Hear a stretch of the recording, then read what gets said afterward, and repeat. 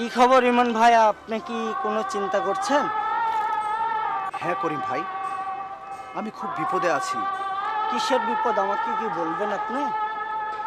করিম ভাই, মানে মানে আমি কি করে যে বলি। আমি যে বলেই থেকে গেলেন, কি সমস্যা বলবেন কি আমাকে? আমার একটা কাজ ভীষণ দরকার, ভীষণ দরকার। আপনি তো লেখাপড়া জানা ছেলে, আমি কি কাজ দেবো বলুন আপনাকে? আমার যে কোনো কাজ হলে চলবে, খারাপ কাজ না হলেই হলো। আপনাকে কি আমি খারাপ কাজ দিতে পারি? একটা কাজ আছে, আপনি কি কাজ করতে পারবেন? করবো না কেন, বলো কি কাজ? আপনি কি রিক্সা চালাতে পারবেন?